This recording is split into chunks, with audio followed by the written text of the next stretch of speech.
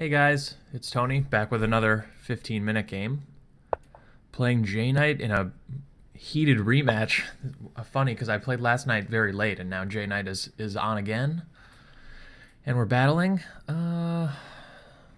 Okay, I'll stick to the English here for maybe one more game. Next time I play c4 and someone meets it with knight f6, I'll play d4 or something, and just to mix it up.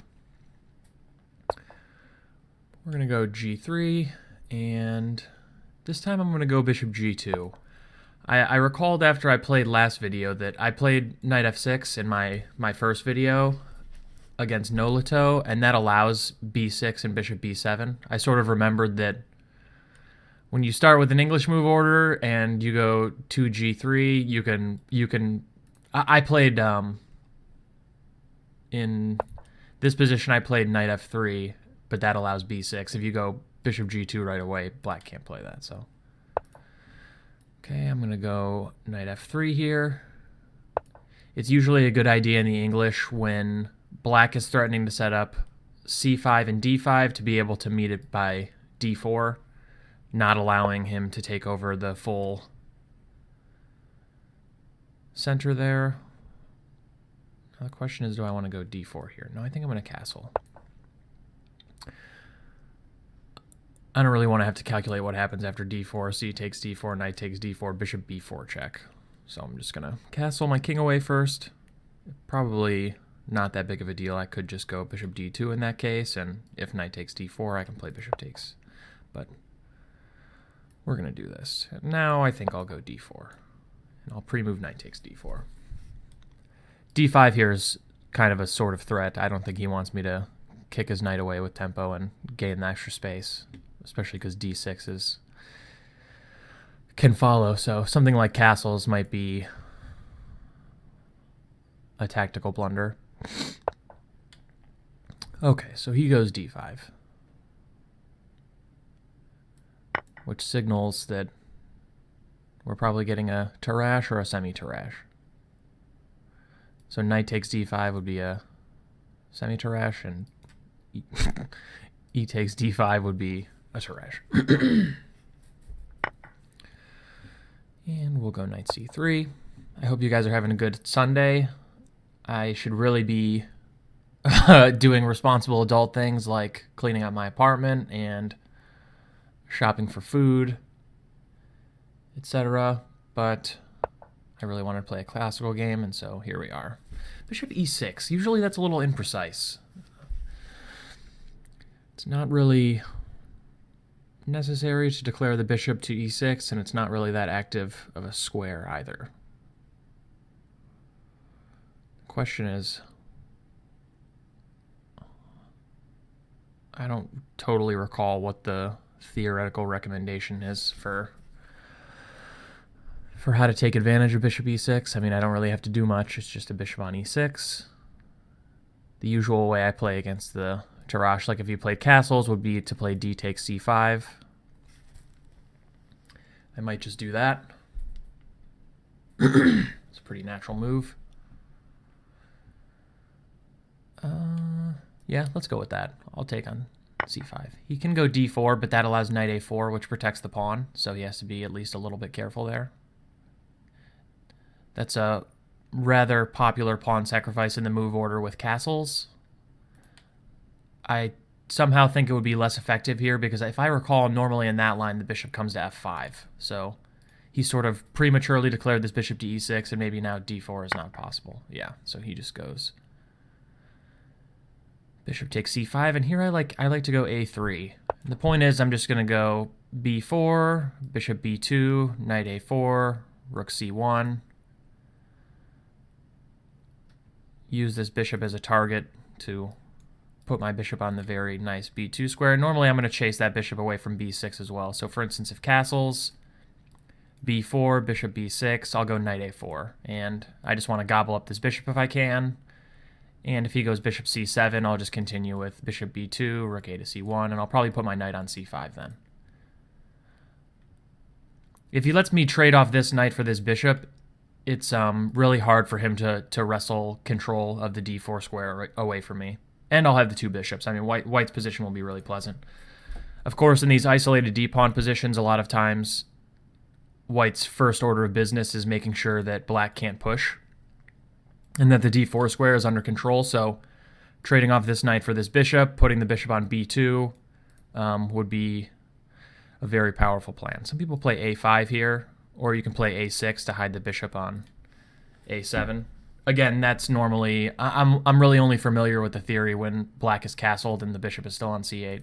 This is likely a worse version for black, but I don't know if there's any really direct way to exploit that. If you hear some clicks, I'm turning off my phone here because in my first game I was interrupted from a call by my fiance. So first chess video, you make one blunder like that and you fix it from now on. So... Excuse me, I think I'm getting a little sick here. I've spent the last 2 nights staying up till like 4 o'clock in the morning in really irresponsible fashion, watching Netflix, and my apartment just gets, my bedroom gets a ton of natural light, so I wake up at like 9 o'clock anyway, so I've only gotten like 10 hours of sleep this entire weekend so far. So I'm going to go b4 as planned. And if bishop b6, I'll probably go knight a4.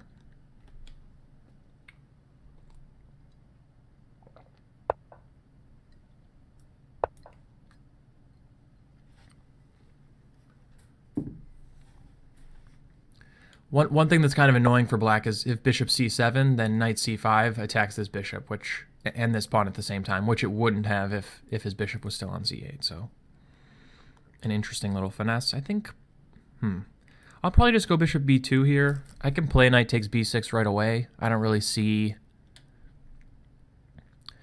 a reason why I have to, though. I can just leave it. I can stay flexible. I don't mind if he saves the bishop with bishop c7. He'd lose another move, and I get to go knight c5. So I think white's more comfortable here for sure. This looks like a slightly inferior version of the Tarrasch. He's put his bishop on e6, and I also think h6 was just unnecessary.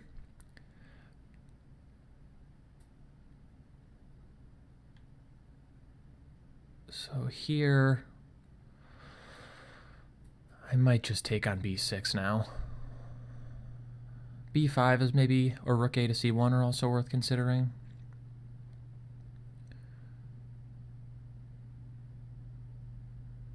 I'm considering b5 because at some point, like let's say I go knight takes b6, queen takes b6, and I go knight d4, he can go knight e5 in that case, and then I have to worry about his knight coming into the c4 square. So I'm thinking about kicking this knight to... Oh, but he can go knight a5. That's kind of annoying. So what am I going to do about that?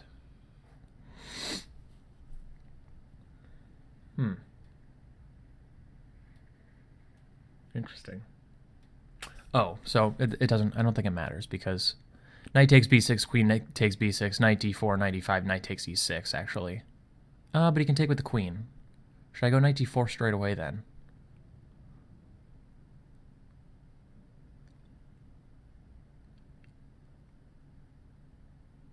Interesting stuff here. Some small details I need to sort out. So my main candidates are... Yeah, I don't think b5 is really a candidate move. If knight a5, I can't stop this annoyingness. And I don't really want to put my knight on d2 or e5. I really want my knight to go to this square, so no good way to stop knight c4. So probably b5 is out. I can just go rook a to c1. That's the most patient move. And if something like rook e8, maybe then knight d4. I kind of like the look of that.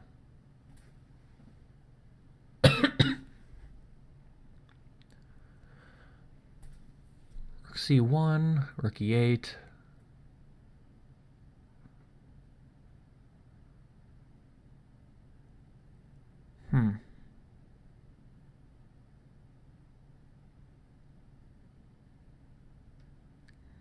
Knight takes b6 first, queen takes b6, knight d4, knight e5.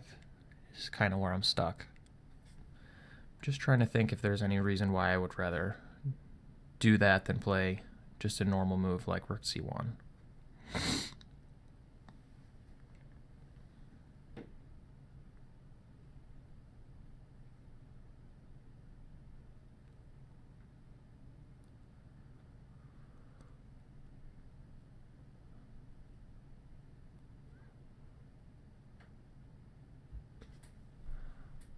I'm just going to go rook c1, I think.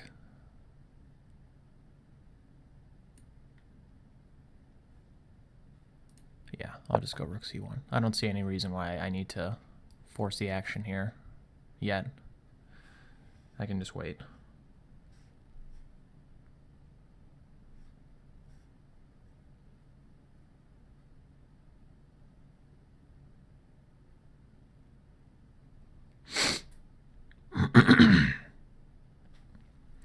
And White's position definitely seems more pleasant. It's going to be hard for him to avoid, you know, just getting kind of a passive position here. So rook c8. Totally normal move.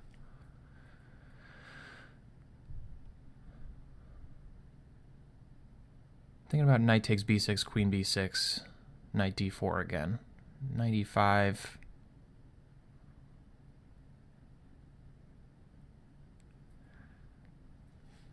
I can also just play something like e3, but I'm usually a little reluctant to play e3 in these structures. In the isolated d-pawn versus fianchetto structures, a lot of times e3 is just a little bit weakening, because when you play e3 and g3, you get some weak light squares. Like maybe at some point he repositions his bishop to g4, and it's kind of annoying. And then if I have to play h3 to get rid of the bishop on g4, my king side starts looking a little loosey-goosey, so...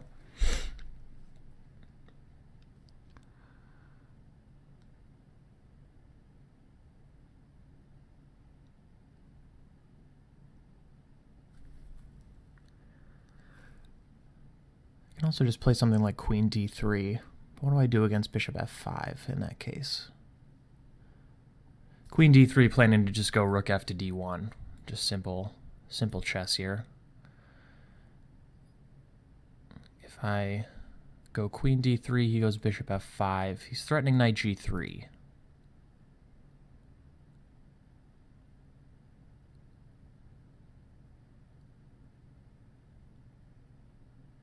Is that annoying? Maybe I can go knight d4 in that case, but then you can go knight e5.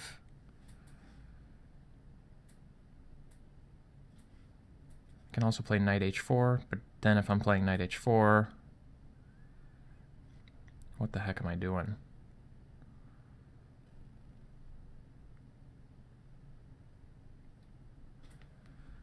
And if queen d3, bishop f5, knight d4...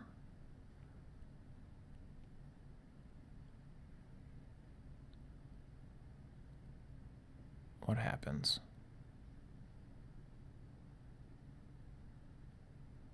I think he can at least win a pawn in that case. Yeah, so if queen d3, bishop f5, knight d4, I think he can play bishop takes d4. And, yeah, because if bishop takes d4, then knight takes g3, discovers an attack on my queen from the bishop, I have to take with the queen, and then he can play knight takes d4. And he's threatening knight takes e2 check in that case. That'd be kind of bad. So queen d3, I really want to play this move, but bishop f5...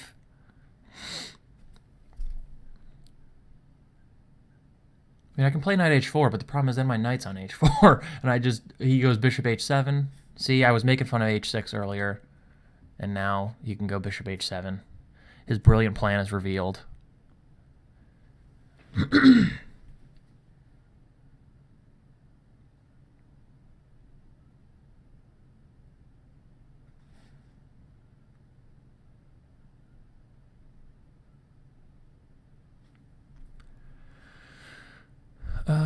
Knight takes b6, queen b6, knight d4 is the other line that's calling to me. I guess knight e5 I'm a little worried about. Rook takes c8, rook takes c8, knight e6, queen e6 forced. I can go queen d4 in that case. Maybe I'm just better there. I do just have the two bishops. Yeah, I'm going to go for that. Maybe we'll have a repeat of yesterday where I just win some kind of endgame with the 2 bishops.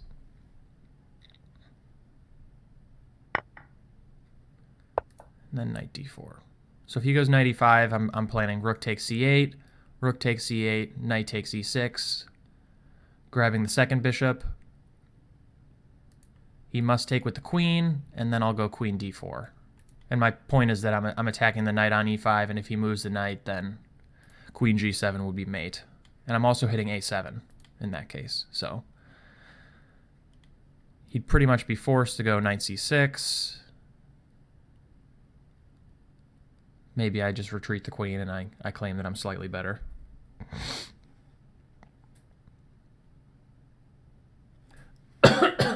Excuse me.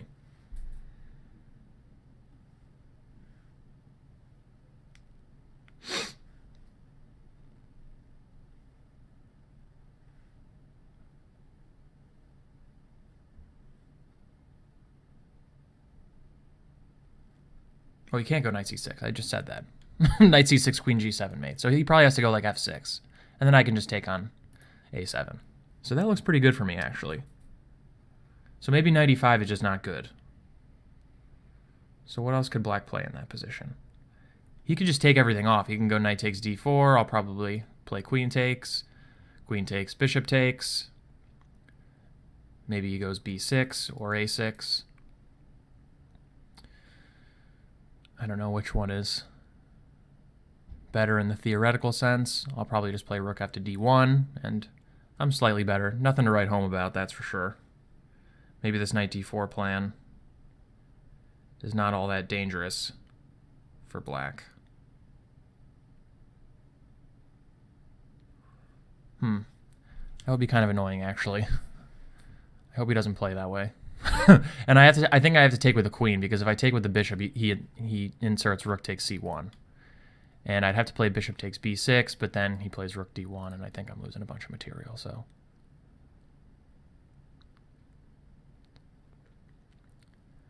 I'm going to sort of pray that he doesn't work out, that he's losing a pawn after this plan, and he goes in for it, because I'm not sure I have anything if he just takes this thing. I didn't properly look at this before really hopping into it. I mean, it'll be slightly better for white. I mean, I have full control of the d4 square. He's got an isolated d-pawn. This bishop's nothing to write home about. I got the 2 bishops, but my bishops aren't that good at the moment. This knight is a pretty powerful piece. There's nothing... It won't be that easy to make progress. Maybe I'm slightly better, but I'll have to figure out how to actually make progress in that position.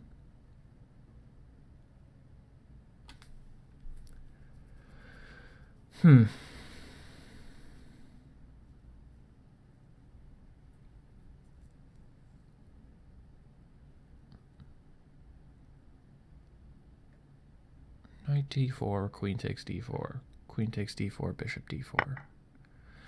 Dang it. Okay, so we're gonna go in for massive liquidation here.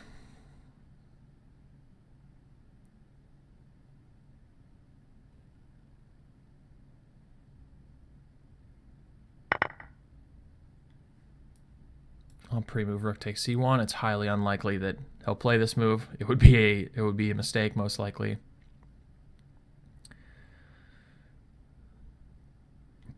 Black would maybe even like to play rook takes c1, takes, and then rook c8, just liquidating off the rooks, but that would hang the a7 pawn, so he has to do something about this guy for a second. What would be really nice if there was some way for me to build up control of the c-file. I just simply don't see it. So knight d2. Oh, no.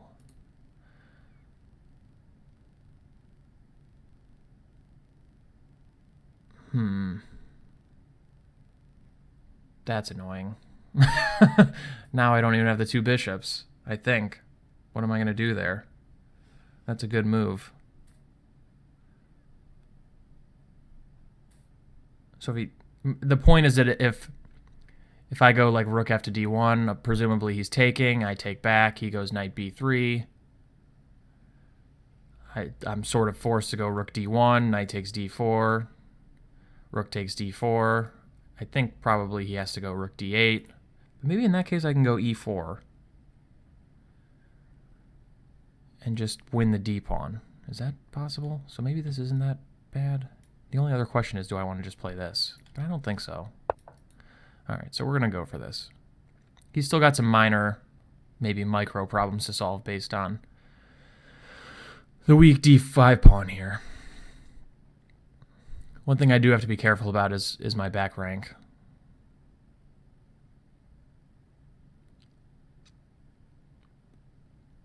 So he could play rook takes c1, rook takes c1, knight b3, rook d1, knight takes d4, rook takes d1, rook c8 instead. But then I can just take on d5. I don't have any back rank problems with my king can go to g2. Okay, so I'll pre-move rook d4. Probably has to go rook d8. My stomach is so rumbly. If you can hear that. I don't know if my mic is that good. My stomach's rumbling like crazy. I decided to record a classical game instead of eating. That's how much of a fiend I am. Yeah, so he does this. The problem is that I think I can just take.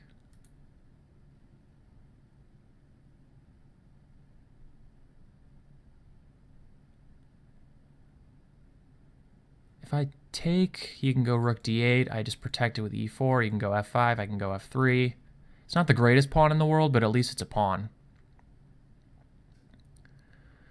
And if I take, he goes bishop h3. I think I can just go f4 or f3. And if rook c1 check, king f2, rook f1, my king gets out via e3. I don't get checkmated.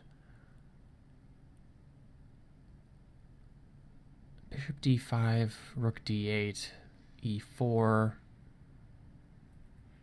Yeah, I mean, it's not the greatest pawn I've ever seen, but it is a pawn. I feel like I'm just sort of, if I want any chance to win this game, I have to gobble up this pawn. He can also just go into a rook endgame, a pawn down where his rook is kind of active, so he's doing this. Interesting. Presumably he's going to attack my a3 pawn, but I don't know. Like takes, rook a1.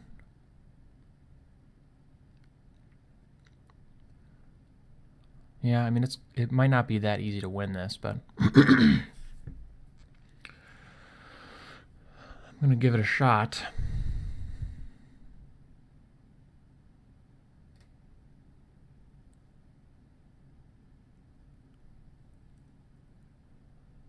My practical and technical rook endgames, I would say, are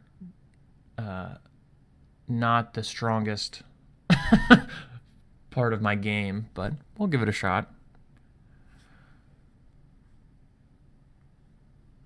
I don't feel as though rook c1 was the best move, though.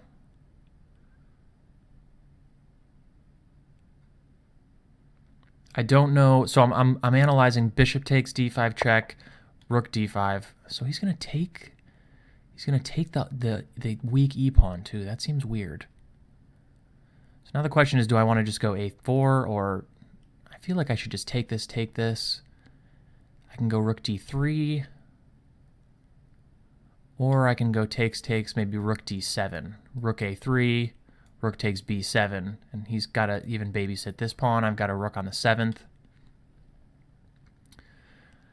That feels like it should be winnable. I'm up a pawn. My rook on the 7th is pretty powerful. It's never easy, though.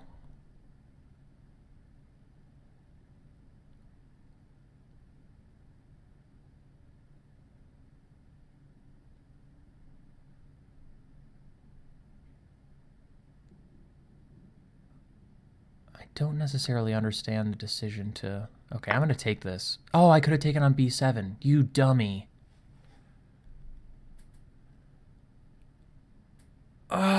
No. I was so enticed by... but then you can take on a3, I guess. I'm going to have to look at that. That's going to be an important moment in this game, I think, that maybe I missed, is I could take on b7. Maybe not, because he can just take on a3 anyway. I guess I'm happier to have this. So now the question is, do I want to go rook d3 or do I want to go rook d7? Somehow I feel like rook d7 is better. If I go rook d3, the problem is that he can go rook c7 perhaps, and then I'm really going to wish I just played rook d7 instead, I think. But I also have to be leery about trading off, like, liquidating these pawns, because it's quite a bit harder to win 4 versus 3 on one side, because you can't really stretch out the king. So I think I'm going to go rook d7, rook a3, rook b7, and try and win this. Excuse me. I'm going to take a drink of water here.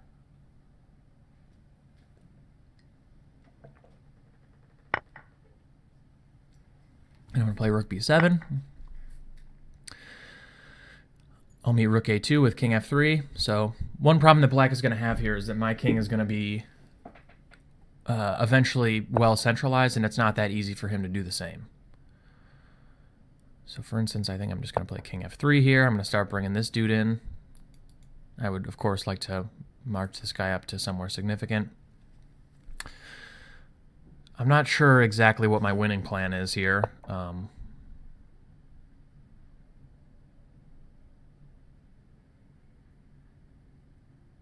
If I go too far, I run the risk of you know, losing some of these guys. So I'm just trying to figure out what the best way to, like, for instance, king e4, rook a2, and then what do I do there?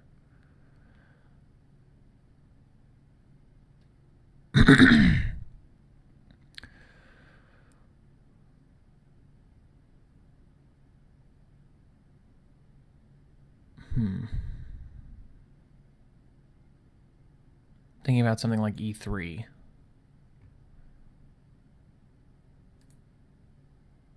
I just don't know, and I don't have a lot of time. JKnight is logging out a lot. Either his connection is spotty, he's making me a little nervous.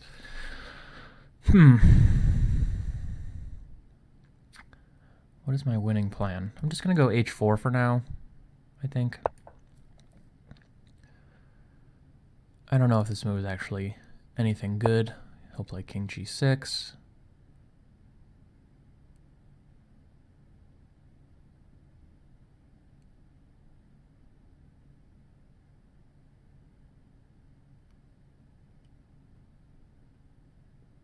I'm going to play king f4. I'm going to try to get away with this move. My plan is to go e4 and f3. And yeah, even there it's...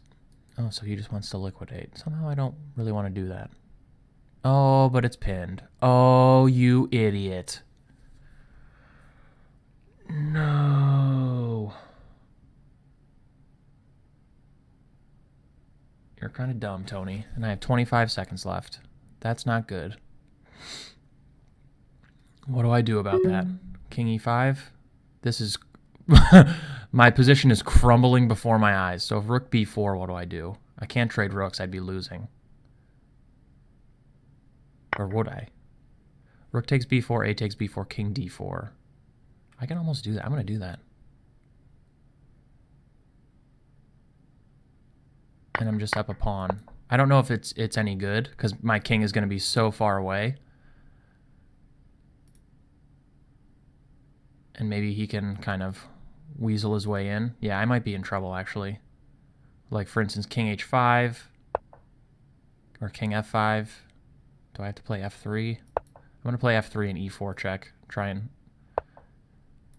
save my dudes here. I'm going to take. He'll take. It does look like I can stop him from getting in. But I also doubt that this is winning. Okay, I sort of have to take this. I'm going to go king d4. God, I never have any time. I totally missed that pin. So he's going to play g4, and it's essentially just a draw now. Damn. Yeah, all right. Not the greatest endgame technique by me, literally at all. We're going to have to look at that one. Frustrating. Okay. It was just so bad. Yeah. All right, let's analyze.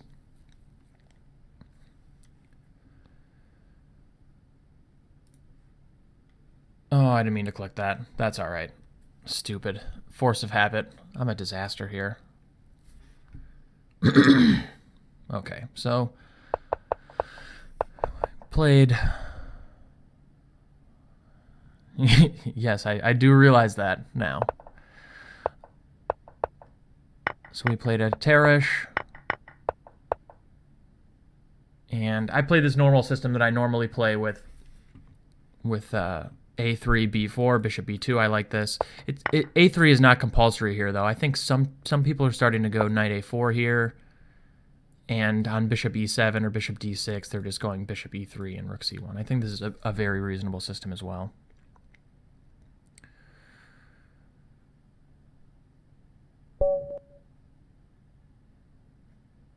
Oh, I was winning at the pawn endgame. Dang it. F4, I thought, well, yeah, with like 2 seconds left on my clock, it seemed like, okay, so we'll get there. I'm not going to analyze blindfold instead of just analyzing this like a normal human being. So knight a4, this is all very consistent. Knight takes b6 right away is what the computer's saying. I wonder why that's the case. So knight b6, queen b6. Then what? Bishop b2, presumably.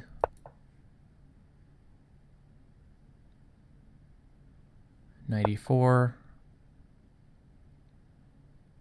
Why is this different than the game?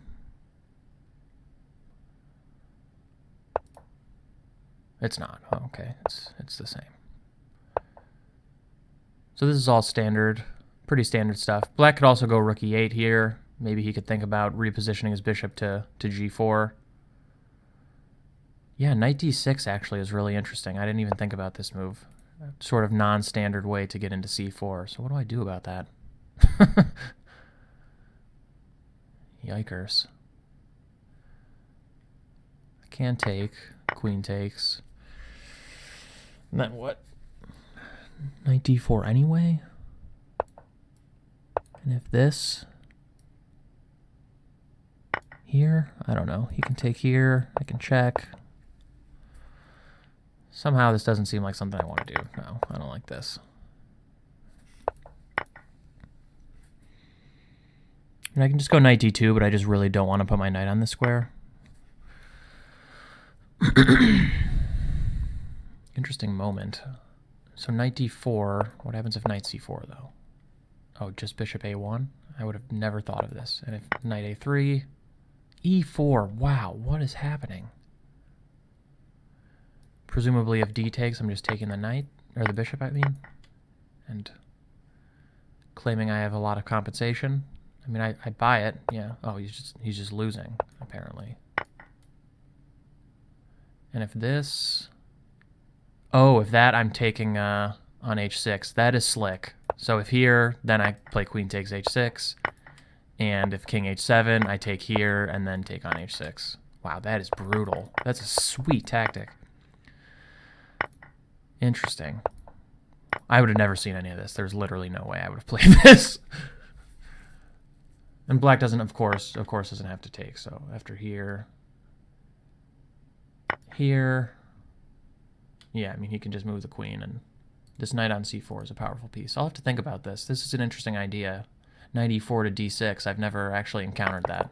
See, computers think of the wildest stuff. To me, this is a very non-standard maneuver in the Tarrasch, maybe just because of my unfamiliarity. I'll have to think about this line a little bit more. Interesting.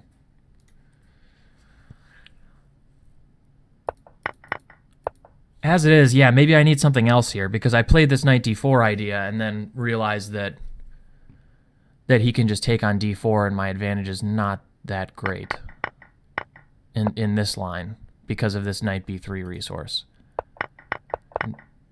It just, yeah, rook c8 is probably an inaccuracy, though. Maybe he just has to go rook d8. But maybe he was just scared of this. Maybe rook c8 is the only move. What does he do after this? Probably he's just losing a pawn. But interesting, maybe he can go rook c8 now. Do a little shimmy stutter step so that I can't play bishop takes d5.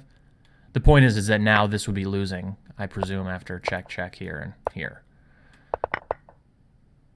Oh, that's an interesting idea. And what would I play? So maybe actually after rook d8 I can't play e4.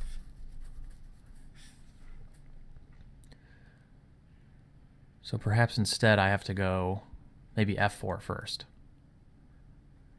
f4, planning e4, giving my king a Luft square, and also maybe at some point f5. So if I go f4, can he actually defend the pawn? Can he not lose the pawn in some way? You can go here. You can play rook d7, I guess. Yeah. Or f5. That's extreme, but possible. Yeah, and if e4, rook c8, right? Yeah, wow, that's clever. So yeah, maybe I really just don't have that much here. So already I've made some kind of inaccuracies. Or black has just played well and equalized. Yeah, just didn't have that much. But this ending, this especially feels like it should have been close to winning for me. I sort of felt like black should play rook d8 here and at least force me to play e4. But maybe it doesn't feel like he should have to at least incur this structural weakness. Like if you want to play that line, maybe you just play like this instead. And rook d7, rook a3 takes. I think if I was black, I'd rather have this f pawn than this e6 pawn, but what do I know? This seems like a more defendable version. But as played, yeah, so the thing I didn't like about rook d3, of course, this is completely lost for, well, at least I would imagine this is probably losing for black, but I thought he could go rook c7, and then this rook is not particularly active. I'm up a pawn, but I think I would rather be up a pawn with my rook on b7, even though I've traded off a pair of queenside pawns. And this is really the critical position here, is like, how do I make progress in this ending? My b pawn is always going to be kind of weak, and yeah, like you see in the game, a5 is always going to be an option. And fun fact, after rook a4, my king can't enter the 4th rank because of a5.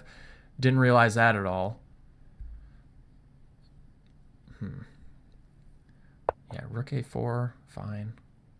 King f3, king h7. I thought about e4 here, but I didn't want him to be able to play e5, and then it's like awkward. I really wanted to play king f4 and king e5 with e4, but I wasn't sure about this.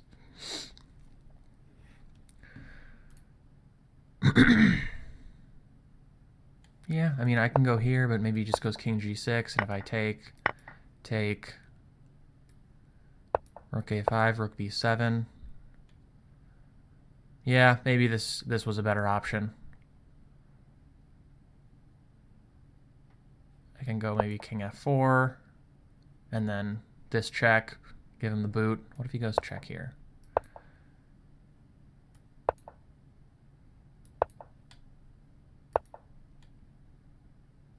Yeah, I mean, it's just not that easy to make progress, especially in time trouble. This is where time trouble really kills me sometimes, because around here I really had less than a minute, you know, something like 20 or 30 seconds, and I just simply did not have the time to really formulate a solid technical plan. I mean, clearly I'm better, but yeah, and this move was just incredibly stupid. King f4 was just a total blunder. Lichess is very generous in calling it an inaccuracy. It's just not. It's just a very bad move. Yeah, and after this. But rook takes b4 doesn't feel like the right move. I don't know. For me, somehow after king d4, I feel like maybe I have more chances than I should in this ending. So he goes king f5. Yeah, so the question is, I played f3 because I didn't want him to get in. I didn't have enough time to calculate. Intuitively, I felt like something like king c4, king g4, king takes b4. I don't think there's anything better. King h3 was bad for me, but maybe, I mean, clearly Lichess thinks I'm winning, so why is that the case? King c5, king g2, king g6, king takes g4, I guess. King takes e2. I'm just not sure. King c5.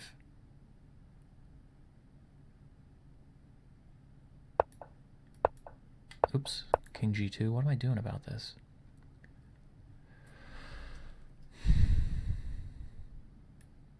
King D6. King takes here. G4. I mean, I just... No, that's a draw, so I already missed something.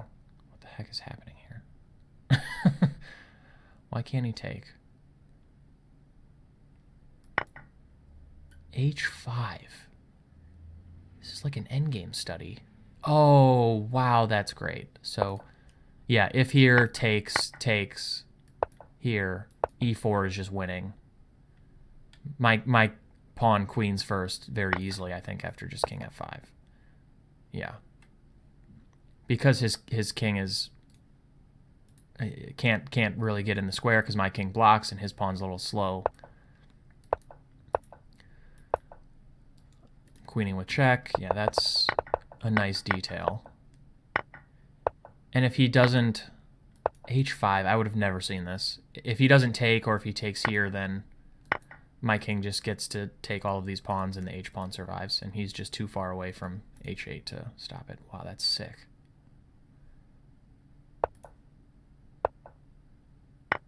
So this ending might be... Yeah, he might have to go for not the infiltration plan, but the shoulder me out plan and hope to draw a pawn down. This is probably... Yeah, it would be interesting. I'd have to analyze this for a really long time to convince myself it was a draw, but there's a pretty good chance, because Black's king is a little bit more active than mine, that this is a drawn endgame, but I would have to look at it.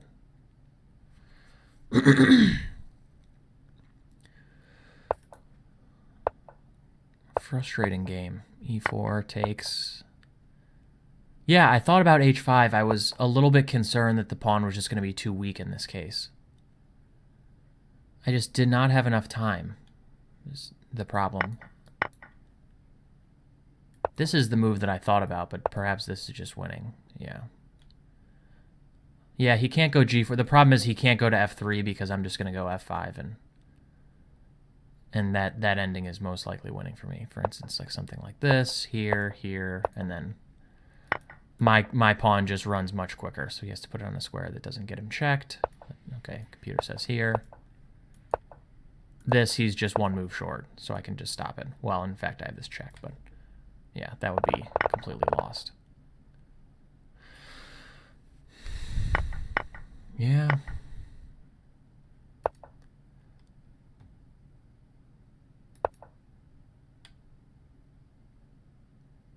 Even here, Stockfish is not certain that... Yeah, the problem is this engine is depth limited, so it can't look far enough ahead into these endgames to really tell me if it's winning or not. Like, you notice at whatever depth it's limited to, it thinks on Black's turn that it's 0.7, and then I get one ply further, and it thinks King C4 is winning. And now, see, it's jumping around like a crazy person. It's just not useful. So, after this, yeah, I really... The problem is F4 is just winning here, and I missed it. If King E4, something like, well, maybe King C5 is not actually the best square, because that would be a check. Well, let's look. Let's just say, hypothetically, I played King C5. He plays King F3, F5. The problem is this is not a bishop or a rook pawn, so we can cover that in a second. Bishop and rook pawns versus queens, in a lot of cases, draw when you're on the 7th, when the pawn gets to the 7th rank versus a queen, because of some nice stalemate tricks. But this is a knight's pawn, so it might just be losing. So F6, King H2, let's say, F7, G3, yeah, F8, G2, and this is losing for Black.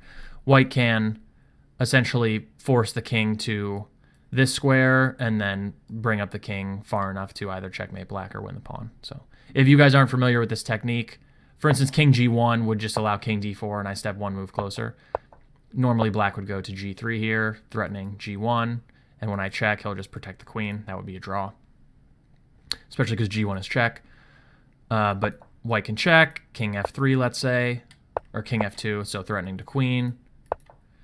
Queen check again, King here, threatening to queen, check again, here, check, and now black has to step in front of the pawn, and I can go king d4. And we'd repeat that ad nauseum until I can bring my king into, like, let's say f3, and just attack the pawn twice with the king here, and it would be losing for black.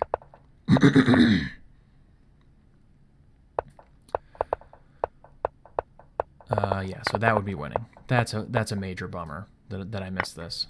F takes g4. I just didn't have any time, and I just decided to take a draw instead of risk losing or something. Bummer of a game. Interesting game nonetheless, though.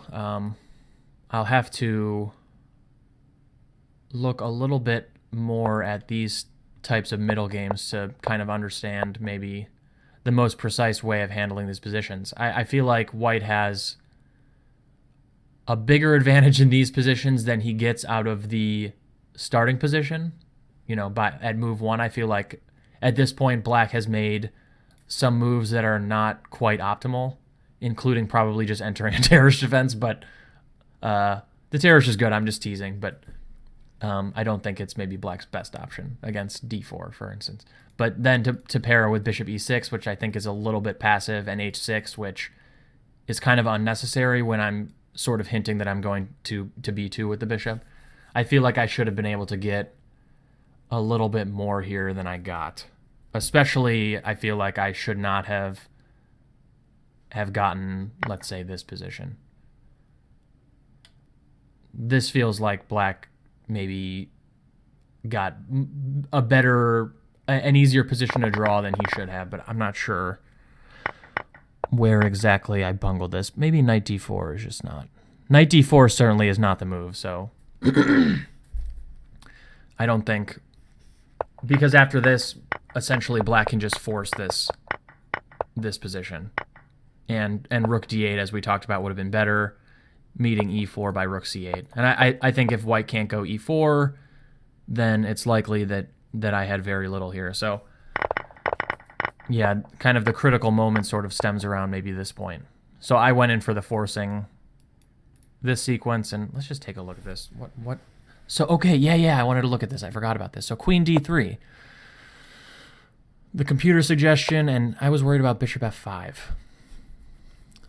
Threatening knight takes g3. So the knight protects the bishop, and after I move my queen, he would take on f1. So what do I play here? Knight b6, just not even caring about this, because queen takes d1. Yeah, this isn't really possible because the knight is trapped, so I could take on c8, and he can't get the knight back out. I would be up a piece, presumably. So let's say he just takes back with the queen. Oh, the d-pawn's hanging in that case, so he has to take with the a-pawn. Yeah, knight h4 is the most straightforward way to meet the threat. I just wasn't at all certain what I'm doing after bishop h7. b5 now. Yeah, this makes a lot of sense. I just didn't see any of this. And if knight e7, rook takes c8, knight takes c8, probably. He can't take with the queen because of queen d4 takes b6. So queen d4 threatens mate. So he has to take with the knight. I mean, this position does look bad for black. I do agree with that, with the assessment. I just have the two bishops, and I feel like this dark squared bishop is just a total beast. Not to mention this knight on c8 is a little goofy. Yeah, queen d4, f6, and maybe something like just rook d1 is quite nice for white. Yeah, I could see this. So knight h4 was better than I really gave it credit for. I didn't want to have to play knight h4 and sideline a knight, and I didn't see b5 either. b5 is a good move in this case. It's well timed because he can't go to e5. Yeah, this looks pretty good. Touche, Sockfish. Touche. So with bishop f5, yeah, a takes... No, we don't want to play that. Knight h4, bishop h7. Can I even just play rook fd1? Oh, knight f2. Idiot, there's more than one threat. Now that I can't take the bishop. See, knight f2 in the original position is not possible because I can just probably play queen takes f5, but now that the bishop is defended, all of these discoveries are kind of nasty. That does beg the question, what the heck happens after b5, knight f2? Oh, I have a checkmating threat. I can at least go here, right? But you can go d4 in that case. Too complicated. So if d4, what am I doing?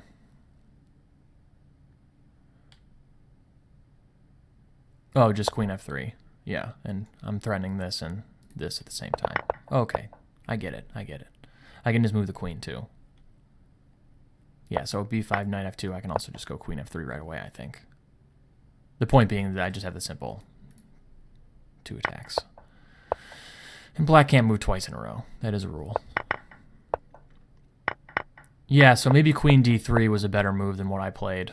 Just improving my position a little bit more, going rook fd1 in a lot of cases. I just couldn't, I kind of psyched myself out after bishop f5. I couldn't find the right solution.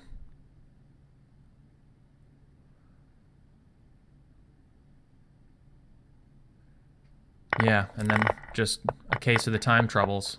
It finally caught up with me. I had 2 time trouble endings in my first 2 classical games, and they were so easily winning that it didn't much matter in this case. This one was not easily winning enough, and I had to settle for a draw here. That is a shame. Yeah, missed opportunity. Come on, Tony. Secrets of Pawn Endings. Carsten Mueller. Look it up. G4, F4. Winning instantly.